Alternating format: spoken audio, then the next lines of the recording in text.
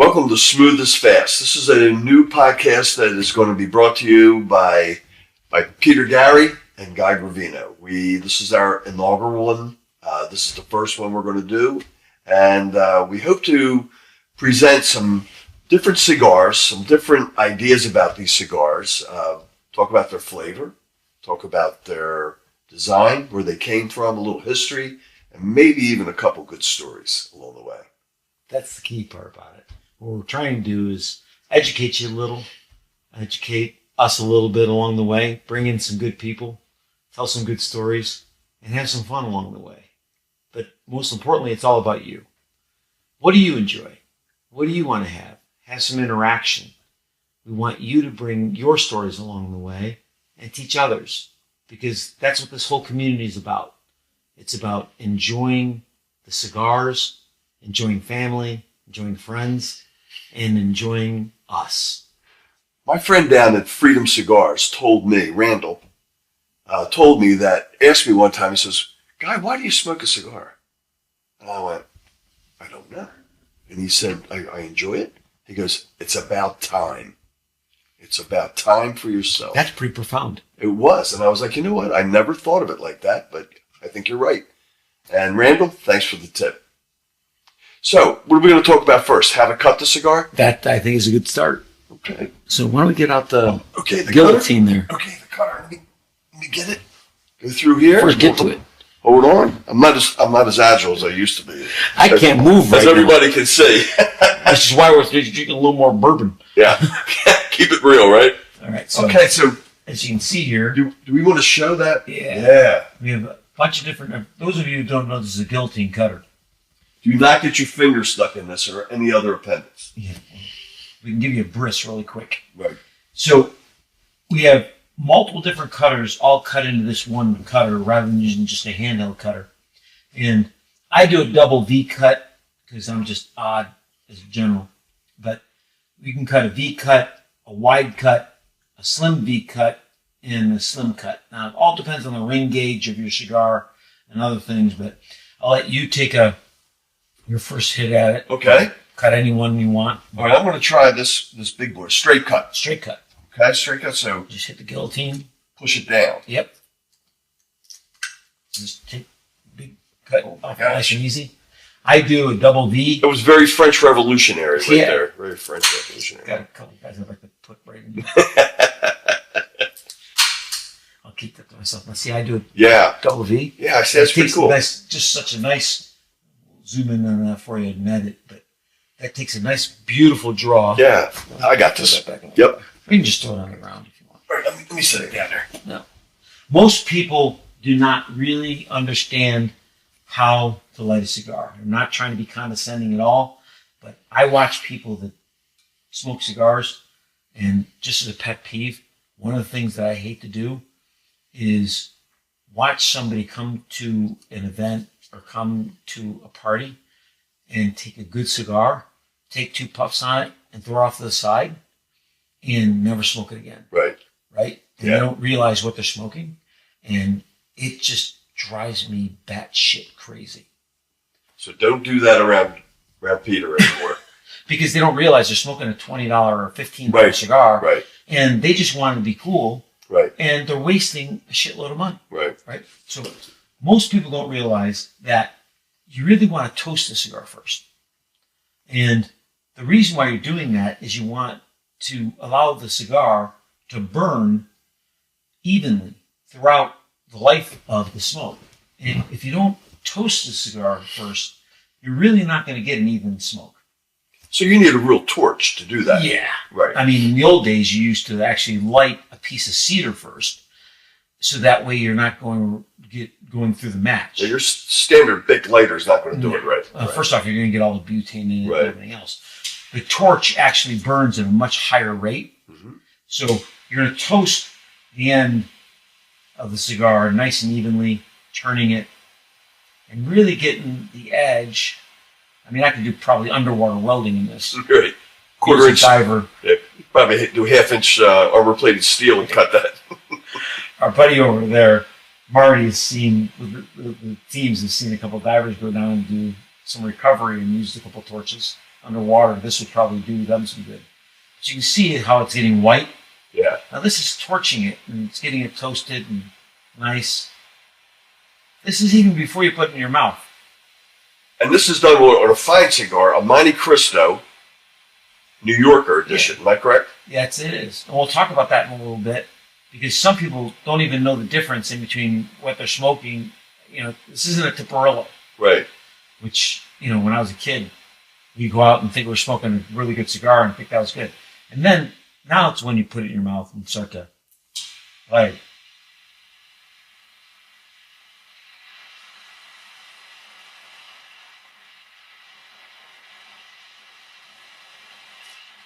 Now you see it. Now I got a good, nice ash all the way around, and now I have it lit. And my turn. I don't know if I can do it that well.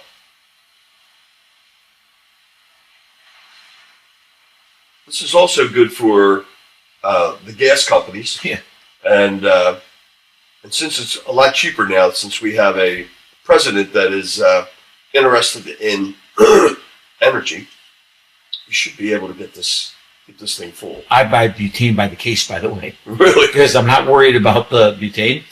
And when you're done with that, I'm going to explain one other thing. When people go through their lighters on it. Now it should be like all the way ashed. Mm-hmm. There was like a dark spot in there.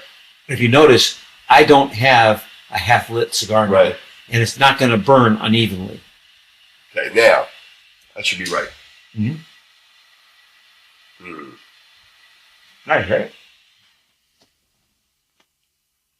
I want you to notice two things. That is nice, and look how even it is. You see how even this is. No. I never did that before. Sure. Two things I wanted you to notice. Notice you had. I'm not picking on you. No. Notice that you had yours really close to the lighter. Right. Notice how far away mine was. Okay. Okay. So distance is important. Distance is very important for two reasons. Okay. Notice that a lot of people get aggravated that their torch goes bad. Huh. Okay. The reason why it goes bad is they got their cigar too close to the filaments inside. Huh. All right. Once these filaments inside here, and we'll try to get this later in post. If not, we'll shoot a special segment. We'll actually in post film how close this is, and I'll destroy a torch lighter just to prove the point. That's dedication. Prop boys, right? Just so that everybody can see that if you light your cigar so close to the torch, that what happens is these elements inside of here actually destroy as you're lighting them. Would they get too hot? Not just too hot. What happens is all the ash gets built up in there. Okay. And it just cakes inside of here. And that's why your torch isn't lighting. Right. It just fuses it against these elements. Right. They're not built that way. They're not built to have all of those elements built inside there. Good idea. All right. Right? Good to know. And so that's why they have such a long torch line. You can get it out to get it farther away. Now, the problem with that is people then light it when it's close to your face, and what happens? The torch comes out and scorches your eyebrows off. Right. So. Right. We don't want that. No. So. Oh my! This is a nice cigar. A great cigar, and it's well lit now. Now you're going to be able to enjoy. Now you're going to sit there sucking on it like a Hoover. And the other thing is that people also plug the cigar. Right. So what you don't want to do is you do not want to have a thin cut, because it doesn't allow the cigar to draw. Right. And the reason why that is that every cigar isn't an $18 cigar. Right. You're going to have short fillers. You're going to have long fillers. Now, when you say short fillers, are you talking about the leaf? The leaf. Okay. Right? So cigars are built a particular way. And one of the things we want to be able to have for you is people that come in. We live here in South Florida, right? I personally live up in Lake Worth. Guy, you live over on the other coast, right? So yes, we're fortunate. We live here in Miami. You live close to Ybor City, which is the birthplace here, on the coast of right. You know, the Fuentes came over here and they started kind of cigars being the cigar industry, right? Coming over here in this country. Yeah. The Fuentes. I mean, I happen to know Carlo Fuente. Really? Right? Oh my God, I can tell you some stories of him coming over here and supporting the veterans and supporting. Very cool. Carlos, I met his father once, and what an incredible human being. Carlo himself is an incredible human being. Yeah. He came over. Is he still with us? Yeah, Carlo is. Awesome. Yeah. His dad isn't, but Carlo is. Right. He came over here and supported the Boys and Girls Club. He is an absolute huge philanthropist. And he came over here and did some stuff for the Boys and Girls Club, and not even being asked. He came over here as a guest and became a participant to help. Huh. And just such an incredible gentleman, and will do anything for anybody. Wow. That is where his whole series, the Opus series, was built to be part of the philanthropy series. That's that whole series, which people don't even understand. So, well, tell me about that long leaf. The long leaf, the reason why they built it that way was so that you can have that huge draw, and it comes around so that so it's not obstructing. So it's not obstructing, and it allows you to pull and draw.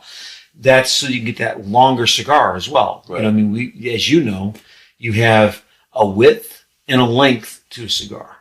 Right? So they go by inches and rings. And right? ring gauge. Right. So, and then you have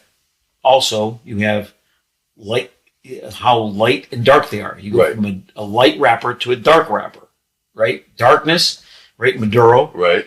And sometimes they confuse that with how nasty it tastes, which isn't true. Right. You can have a very dark cigar that is very sweet. Right. And you can have a light cigar that is very tart. Tart. I guess it's where they're grown, how they're grown, the leaf's origins, and so forth. And another myth is Cuban cigars are the best in the world. It's not true. It's not true. You can have a Nicaraguan cigar or Right. a Dominican cigar. Well, I was on a cruise once, and I did an experiment. And they had Cuban cohibas, and they had a Dominican cohiba. And I smoked them both in a relatively short period of time, just for the experiment. And I liked the Dominican better. Because it's actually, the reason why you probably thought that is that most Cubans on the market are phony. You're not Counterfeits. You're not getting the majority of the Cubans on the market are phony. Even if you go to Cuba, you're getting a phony. It's a dangerous world Yeah. for a cigar smoker. And you pay a fortune for them. Oh, I know. It's crazy. They're whacking you out. Right. And it's... So it's good to have an authentic dealership that you're working with. Oh, absolutely. When you're buying. It's all about credibility. It's once you get a good source. And the other falsehood is you can't own a Cuban cigar. Not true. You can own a Cuban cigar. You can buy a Cuban cigar.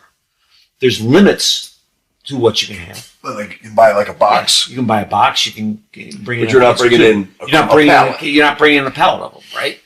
So, and you have to do it and claim it, and you have to pay tax on it. I was in when I was in Iraq. There was a guy who was a kind of a known partier, and that's shocking. Yeah, I had to tell him you got to cool it down a little bit, and he said, "No problem, mate."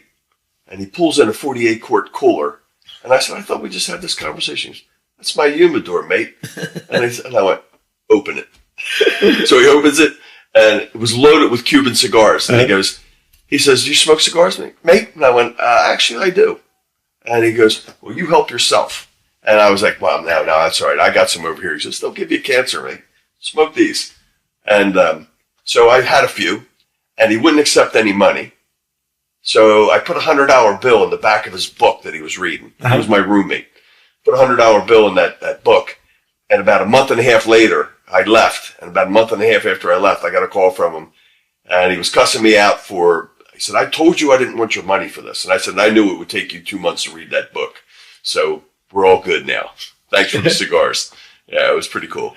That's awesome. Yeah. The biggest world that we live in, which leads to the cigar world that I'm going to talk about, it's a camaraderie, right? When you think about it, why do you go to a cigar bar? Why do you sit and have that? To your buddy with your cigar. It's about right? time. About time. Think about back to when you were in the Army and just starting out, and I was in the Marine Corps, and you're sitting around the barracks, right? You're sitting with your buddies, hanging out. It's that camaraderie and conversation. Now, you do have some jack-offs that are going to sit there and they're going to be, buffoons and do whatever. But the majority of the part, you got good guys telling some stuff and you're enjoying yourselves around a good stick. I used to, when we would go for long periods of time without food and stuff, I would bring relatively cheap cigars compared to these and put it in my mouth and just leave it in my mouth. And it would help me, I guess the nicotine taste and all, would help me knock down my hunger. Then I started getting a little bit further down my career. Forced marches. I was getting a little further down the career, and we started learning about trackers that would smell the nicotine coming through your pores. And I said, "That's it. I'm done with these for a while out here. I will definitely cool out like a couple days before I leave to get that out of me for sure." But this is a very nice cigar. Yeah. This is this if you taste the undertones in it. Yeah. First off, this is a boxed press.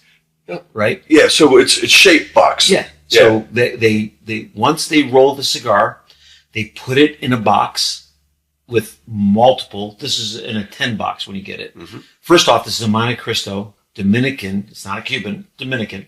Mm-hmm. And it's put in a box of 10. Then it's pressed and boxed and weighted.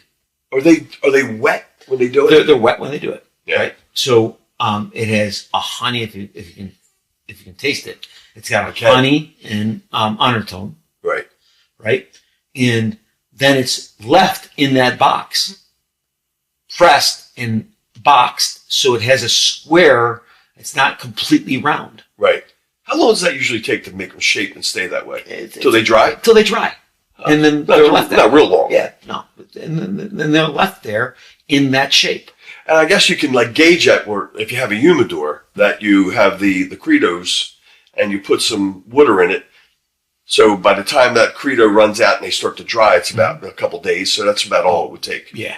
But if you notice, I have just in this room, I have 4 humidors, right? So, and they go I got them all marked too. I know exactly. But they go through a process, right? Right. So they sit in the big humidor until I'm about a month away from smoking them. Right.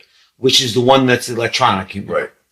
So you control that around the clock. Right. And then a month before I want to smoke them, they go into the ammo humidor. That's pretty cool. Yeah. That's a pretty cool. And then I get them to the temperature that I want and the humidity that I want so that they're ready to smoke. Huh. And then I bring them out and I'm going to smoke them. And that's the ones that I want to smoke that month. Right. Huh. Because I smoke about 2 to 3 a day. Huh. And then they're right at the weight.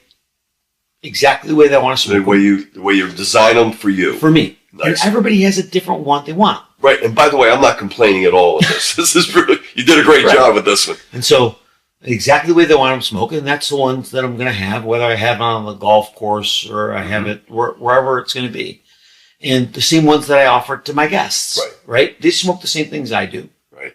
Whatever it's going to be.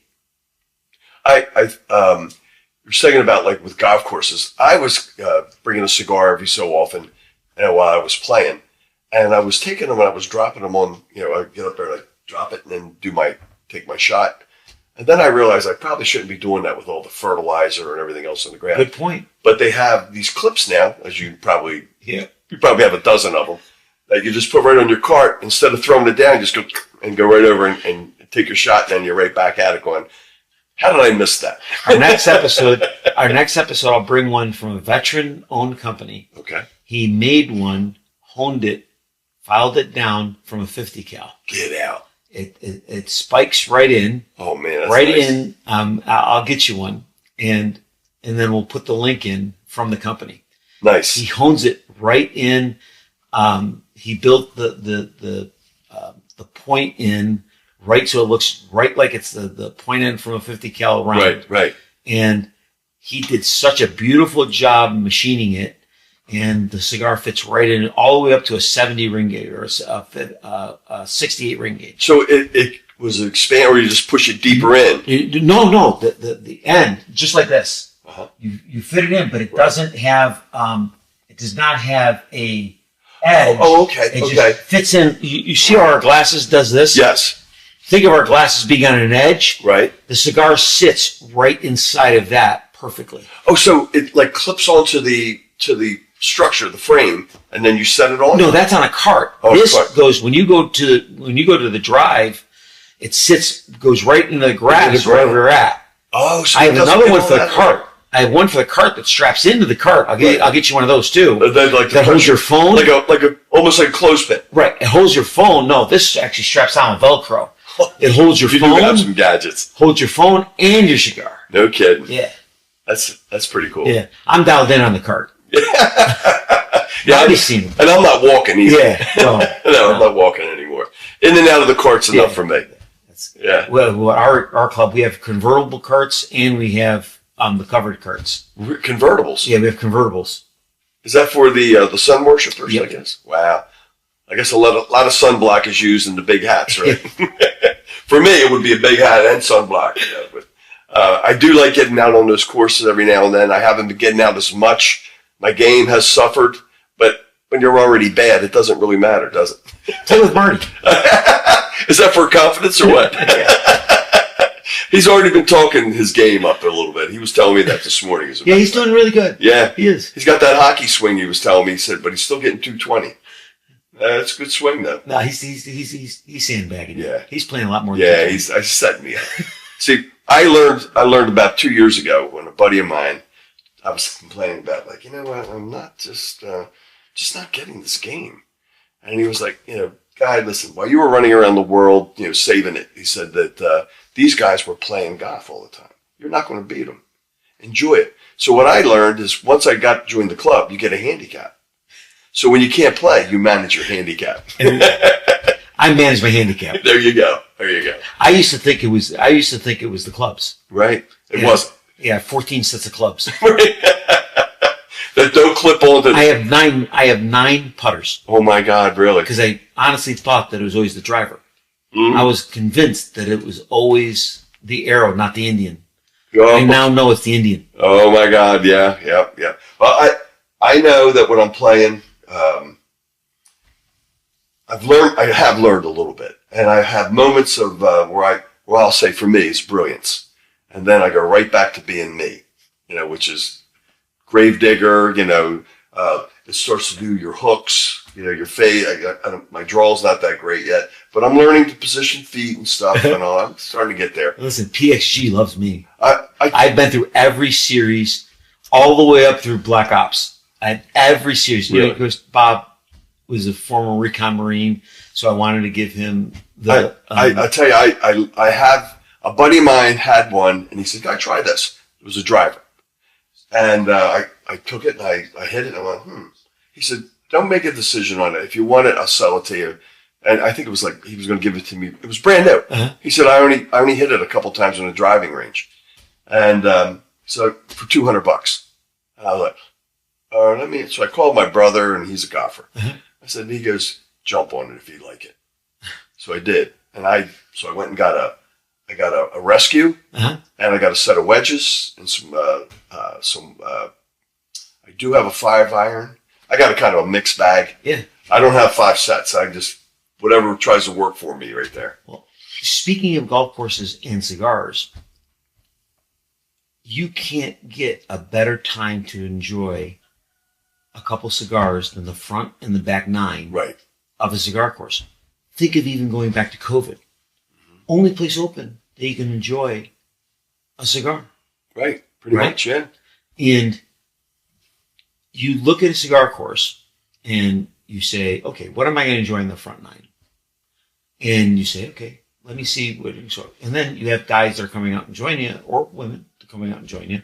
And I've seen some women on a cigar. Enjoying the cigar. On a golf course enjoying a cigar. Right? And you go out there and you're in the open air enjoying a fine cigar. And I got to tell you this one fun story. So we're having a member guest at our club, and another member invites a guest, and they're in my foursome, my luck, and he's complaining that I'm smoking a cigar in our foursome outside, and I'm like, you gotta be. How did that work for him? Kidding. You can't let it ruin your game. Yeah. But you can ruin his game. Yeah. I'm like going, are you fucking kidding? We're outside. Right. And a member guest, and you're complaining about me smoking at our club. Mm-hmm. He's a guest. Yeah. That's ballsy. That's ballsy. So how did his game go? Yeah. I honestly didn't give a fuck. I wouldn't either. Not at your own club. And his invite would be not coming back. Yeah. And we have it. My guest was busting his balls. So it was somebody else's guest. Yeah. Okay, I gotcha. And the member was mortified. I'm sure he was. At a cigar course? Yeah. Yeah. We have a humidor at ours, and I can't think of a club that doesn't have one. Right.